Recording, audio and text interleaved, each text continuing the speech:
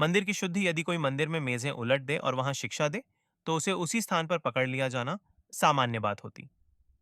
और उससे भी अधिक, मंदिर की व्यवस्था को बिगाड़ने के कारण तुरंत मृत्युदंड दिया जाना भी असामान्य नहीं होता। लेकिन यह घटना न तो परम पवित्र स्थान में हुई, न ही याचकों के लिए निर्धारित क्षेत्र में, बल्कि अन्य जातियों के प्रांगण में हुई। वह स्थान पहले से ही व्यावसायिक गतिविधियों का केंद्र बन चुका था, जहां लोग, पशु और धन आपस में मिलकर एक बाजार की तरह कार्य कर रहे थे। उस समय यीशु पहले से ही लोगों के बीच एक भविष्यवक्ता के रूप में पहचाने जाते थे। फसह के पर्व के दौरान जब लाखों लोग यरूशलेम में एकत्र होते थे, उन्हें सार्वजनिक रूप से गिरफ्तार करना और दंड देना दंगे को भड़का सकने वाला एक लापरवाह निर्णय होता।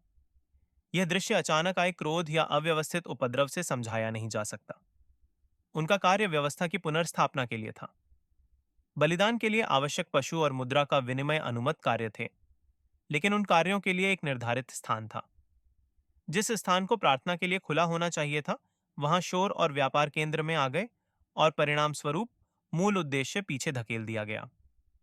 यह आज की उस स्थिति से मिलता जुलता है, जहां स्वामी की इच्छा खोजने वाली प्रार्थनाओं के स्थान पर वित्तीय समस्याओं को लेकर सत्ता के सामने की जाने वाली प्रार्थनाएं केंद्र में आ जाती हैं। संबंध बना रहता है, लेकिन व्यवस्था टूट जाती है। मंदिर कार्य का स्थान नहीं, बल्कि व्यवस्था का स्थान है।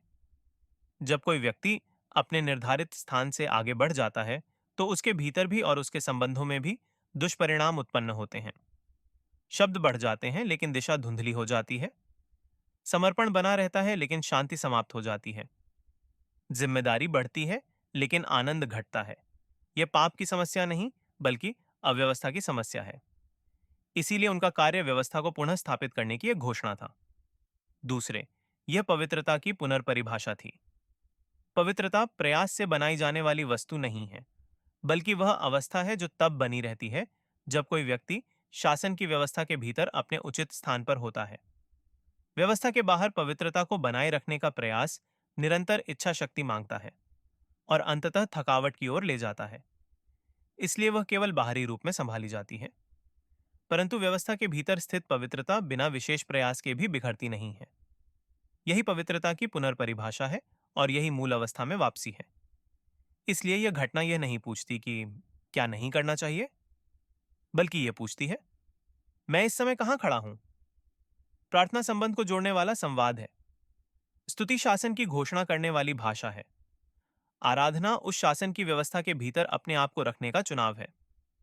इस प्रश्न के सामने संबंध फिर से व्यवस्था को प्राप्त करता है और मंदिर फिर से मंदिर बन जाता है।